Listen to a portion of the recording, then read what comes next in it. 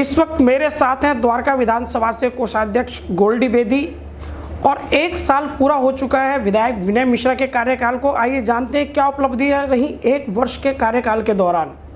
जी, किस नज़र से देखते हैं 1 साल के कार्यकाल को, और आपका न्यूज़ पोर्टल पे बहुत बहुत स्वागत है। धन्यवाद गुलशन जी। मैं गोल्डी बेदी, कोषाध्यक्ष द्वारका विधानसभा आम आदमी पार्टी से एक NGO भी चलाता हूँ, मानव दर्पण फाउंडेशन के नाम से, जिसका मैं प्रधान हूँ। विधायक जी का जो मैं कहूँगा जो 1 साल का जो कार्यकाल रहा है, बड़ा ही संघर्षपूर्ण ये कार्यकाल उनका रहा है, क्योंकि 11 फरवरी को उन्होंने जो चुनाव डिक्लेयर हुआ था, उनकी जीत जो डिक्लेयर हुई थी 11 फरवरी को हुई थी। 11 फरवरी के बाद आपने देखा होगा कुछ माहौल ऐसा बना था, कुछ दंगे वंगे की खबरें भी उस टाइम चली थी, अफवाह चली थी मार्च के महीने में। उसके बाद मार्च में 23 मार्च से लॉकडाउन लग गया। लॉकडाउन की स्थिति अभी भी हम कहीं ना कहीं उसका जो असर को हम आज भी फेस कर ही रहे हैं। तो उन्होंने बड़ा संघर्ष किया है इस 1 साल के अंदर। मतलब उस दंगे में उन्होंने, दंगे की जो खबर फैली, रूमर फैला, लोग घरों में घुस गए थे डर के मारे, जो जहाँ था वो वहाँ छुप गया था। विधायक जी उस वक्त भी अपने घर से बाहर निकले, एक माइक लेके हाथ में, कुछ लोगों को अपने साथ लेके गली गली में पैदल पैदल घूम के उन्होंने माइक से लोगों को बताया कि भाई डरने की ज़रूरत नहीं है, ऐसा कुछ नहीं है, दंगा कुछ नहीं हुआ, मैं खुद बाहर घूम रहा हूँ और यहाँ पे जो है सब कुछ स्थिति जो है नियंत्रण में है, ये सब अफवाहें थी और आप अपना कार्य जो कर सकते हैं। उसके बाद कोरोना के अंदर जब लॉकडाउन लगा, तब उन्होंने एक लॉकडाउन लगने के तुरंत 1 दिन बाद एक मीटिंग करी, जिनमें क्षेत्रीय जो संस्थाएं थी उनको बुलाया, अपने कार्यकर्ताओं को बुलाया, अपनी टीम को बुलाया। उन सब के साथ उन्होंने स्थिति को शेयर किया कि भाई लॉकडाउन में अब इस तरीके की जो उनको आभास पहले से था, सरकार को आभास पहले से था, अरविंद केजरीवाल जी को आभास पहले से था कि भाई ये लॉकडाउन होने से जो 15 दिन का लॉकडाउन लगा है, 14 दिन का लॉकडाउन, लोग घरों में रहेंगे तो उनको भाई क्या क्या फेस करना पड़ेगा गरीब तबके को। तो उनको एक आभास था कि भाई राशन की कमी होएगी, दुकानें उसमें लोग भाई जो डेली रोज़गार जिनका है, रोज जो सवेरे दिहाड़ी मजदूर हैं उनको काम धंधे की दिक्कत होएगी, रेडी पटरी वालों को काम धंधे की दिक्कत होएगी, पैसों की कमी होएगी, तो खाने की कमी होएगी। तो उसको लेकर उन्होंने चिंताजनक जो स्थिति उस वक्त थी उसको लेकर उन्होंने चर्चाएं करी और खाने की व्यवस्थाओं का उन्होंने बहुत इंतजाम किया। धीरे धीरे करके वो व्यवस्था इतनी होगी कि लगभग 40-1 लोगों को पूरी विधानसभाओं में भरपेट खाना मिलता था, सूखे राशन की किट वगैरह मिलती थी उनको। और विधायक जी ने अपनी तरफ से भी बहुत लोगों की, मतलब मैंने खुद अपनी आंखों से देखा है कि उनके कोई ऑफिस में आया या कोई उनको संपर्क में आया तो उन्होंने किसी को कैश में, मतलब कैश रूप में उनके पास नहीं है, वो मदद नहीं पहुंचा सकते तो कैश रूप में दी, या किसी संस्था वाले को या किसी अपने उसको कार्ड दे दिया, कूपन दे दिया। मतलब बहुत संघर्षशील उनका रहा है ये साल उनका। सर, एक पहली बार कोई इस विधानसभा में इतने युवा विधायक मिले हैं। आपने देखा होगा इनसे पहले जितने भी विधायक रहे वो इतने युवा नहीं थे, तो उनके युवा होने की वजह से इसको आप माइनस पॉइंट मानते हैं, प्लस पॉइंट मानते हैं, या क्या फ़ायदे नुकसान नज़र आते हैं? गुलशन जी, सबसे पहले तो मैं कहूँगा, देखो मैं उनके युवा होने की जो वजह है, तो मैं खुद एक युवा हूँ। मेरी और उनकी उम्र में ज़्यादा फ़र्क नहीं है, 2-1 साल का अंतर है सिर्फ। तो मैं खुद एक युवा हूँ, तो मैं इसमें उनको प्लस पॉइंट ही बोलूँगा और श्री अरविंद केजरीवाल जी का धन्यवाद करूँगा जो उन्होंने उनको ये अवसर प्रदान किया। एक युवा को उन्होंने टिकट दे के, और वो जो जीत के अरविंद केजरीवाल जी और आम आदमी पार्टी की जीत है, वो श्री विनय मिश्रा जी की जीत है वो। तो एक युवा में क्या है, एनर्जी होती है।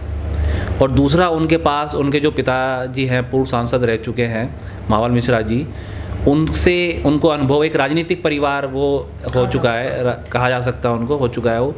तो उनके पास अनुभव की कमी नहीं थी, और पहले भी वो एक बार प्रत्याशी रह चुके हैं, चुनाव लड़ चुके हैं, तो चुनाव लड़ने का भी उन्हें अनुभव था। और सबसे बड़ी बात, उनके क्षेत्र की जितनी भी समस्याएं हैं उनसे वो रूबरू है। उनको पता है कि क्षेत्र में मेरे विधानसभा के अंदर क्या क्या समस्याएं हैं, मुझे क्या क्या काम करने हैं। और तीसरा, उनका जो व्यवहारिक जो उनका जो है व्यवहार, उनका इतना अच्छा व्यवहार है। हर व्यक्ति को द्वारका विधानसभा में मेरे ख्याल से कुछ ही लोग होंगे शायद जिनको वो पर्सनली ना जानते हो। शायद लगा रहा हूँ मैं इसलिए क्योंकि मुझे जहाँ तक उम्मीद है वो 100% लोगों को पर्सनली लगभग सबको जानते हैं, और सभी लोग उनको भी जानते हैं, परिचित हैं। तो युवा होने से, उनके युवा होने से जो एनर्जी और अनुभव जो उनके पास जो है ही परिवार के पास अनुभव होने से, उनसे द्वारका विधानसभा को 100 नहीं 110% उसका बेनिफिट जो है मिल रहा है और आगे भी मिलता रहेगा। सर, जब विनय मिश्रा जी आम आदमी पार्टी में आए तो उस वक्त उनके साथ बहुत सारे कांग्रेस के कार्यकर्ता आए, और चूंकि यहाँ पर पहले से आम आदमी पार्टी की सीट थी और यहाँ पर पुराने कार्यकर्ता भी थे, तो दोनों कार्यकर्ताओं के बीच में क्या सामंजस्य बैठ पाया, कोई गुटबाजी वगैरह आप देखते हैं इस नज़र से? देखिए गुलशन जी, मैं इस चीज़ में ज़्यादा आपको विस्तार से तो खैर नहीं पे कह पाऊँगा क्योंकि मुझे भी कुछ ज़्यादा जानकारी नहीं है। लेकिन मैं ये ज़रूर कहूँगा कि जब विधायक विनय मिश्रा जी का चुनाव उस वक्त चल रहा था, तो उनका कांग्रेस से आम आदमी पार्टी में आना और उनके साथ कांग्रेस के तमाम कार्यकर्ताओं और पूर्व प्रत्याशियों का इस पार्टी में आना, वो ये बताता है कि वो एक सुलझे हुए नेता है। उनका व्यवहार कितना अच्छा है, उनका प्रेम भाव कितना अच्छा है, जो बाकी के लोग भी उनके साथ इस पार्टी में आ गए। दूसरी बात, आम आदमी पार्टी के जो पहले के जो कार्यकर्ता थे, पुराने कार्यकर्ता थे, वो आंदोलनकारी कार्यकर्ता हैं, मजबूत कार्यकर्ता हैं। उनको पता है कि हमें हर स्थिति में पार्टी के लिए काम करना है। और विनय मिश्रा जी से लगभग सभी लोग, वो भी सारे ही परिचित थे, पहले से जानते थे उनको। तो बल्कि ये तो सोने पे सुहागा हुआ कि हमारी जो शक्ति हुई, विनय मिश्रा जी की जो शक्ति हुई, वो 1 और 1 11 हो गई। मतलब कांग्रेस के वर्कर भी और आम आदमी पार्टी के वर्कर भी, दोनों ने मिलकर, और श्री अरविंद केजरीवाल जी को जो नाम है, जो पार्टी है, आम आदमी पार्टी है, उन सब ने मिलकर ये जीत को जो सुनिश्चित किया है। अच्छा सर, 1 साल में कुछ ऐसी उपलब्धियाँ हैं जिनका आप जिक्र करना चाहें? विधायक जी की उपलब्धियों के बारे में देखिए, मैं इंदिरा पार्क में वार्ड 32 का मैं सदस्य हूँ। वैसे तो द्वारका विधानसभा में वैसे कोषाध्यक्ष हूँ। तो मैं वार्ड 32 में अगर वार्ड 32 की बात करूँ, तो मैं उनके कार्यकाल में, अभी यहाँ हम लोग जहाँ बैठे हैं इंदिरा पार्क में, यहाँ पर ट्रंक सीवर का काम चल रहा है, जो एक बहुत बड़ी उपलब्धि है। ट्रंक सीवर को लाना, पानी की पाइपलाइन का काम उन्होंने भी पीछे करवाया है। सड़कों का निर्माण हुआ है। यहाँ 32 नंबर गली बनी है, अपनी आपकी 34 नंबर गली बनी है, 35 नंबर गली बनी है, 37 नंबर गली बनी है। नए सड़कों का निर्माण यहाँ पे हुआ है। और इस सागरपुर में भी काफ़ी सड़कें जो है नई बनी है। तो और कुछ कार्य अभी कल निरीक्षण करे गए हैं विधायक जी इंदिरा पार्क के अंदर। यहाँ पे जल्द ही सीवर और पानी की जो है नई लाइनें भी बिछने का काम जल्द ही शुरू होएगा। तो मैं अगर बात करूँ जो मेरे अपने आसपास की पूरी विधानसभा का, तो विधायक जी बता पाएंगे बेहतर तरीके से। लेकिन मैं अपने अगर आसपास की बात करूँ तो इनकी बहुत बड़ी उपलब्धियाँ हैं। ये जो छोटे छोटे काम हैं, कोरोना से उभरने के बाद जो उन्होंने तुरंत जहाँ भी हैं संज्ञान में उनको लेकर तुरंत उन्होंने काम पे दिशा निर्देश जो है तुरंत देते हैं। मौके पे जब भी पहुँचते हैं तो टीम के साथ पहुँचते हैं। जल बोर्ड का काम है तो जल बोर्ड की टीम होती है, सड़क का काम होता है तो सड़क अधिकारियों की जो भी उनके होते हैं उनकी टीम होती है, और तुरंत दिशा निर्देश देके तुरंत ही काम को शीघ्र चालू करवाते हैं। मेरा आखिरी सवाल रहेगा कि यहाँ पर केवल एक ही पार्षद जो है आम आदमी पार्टी की सीट निकाल पाया है। अब आने वाले दिनों में चुनाव भी हैं, तो आप क्या मानते हैं कि आम आदमी पार्टी को किस तरह का आशीर्वाद मिलेगा जनता का?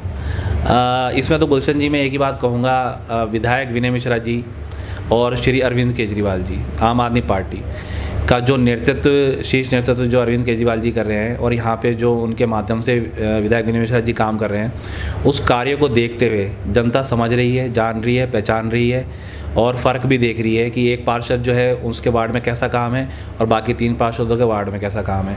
तो मैं ये कहूँगा, टिकट किसी को भी मिले, ये पार्टी का फैसला होगा, लेकिन जनता जो है वोट सिर्फ आम आदमी पार्टी को ही देगी, चाहे वो इस सीट पर हो, चाहे वो किसी सीट पर। द्वारका विधानसभा में मुझे पूरी नहीं 100% उम्मीद है कि चारों सीटें आम आदमी पार्टी को ही मिलेंगी। चलिए, ये थे हमारे साथ कोषाध्यक्ष गोल्डी बेदी, जो इस बात की पुख्ता दावे कर रहे हैं कि आने वाले दिनों में जनता 2022 के चुनाव में जरूर आम आदमी पार्टी के नाम पर प्रत्याशियों को आशीर्वाद देगी। साथ ही इन्होंने विधायक विनय मिश्रा के कार्यकाल की प्रशंसा करते हुए उपलब्धियां भी गिनवाई। मैं गुलशन सैफी, न्यूज़ फोल्डर, दिल्ली।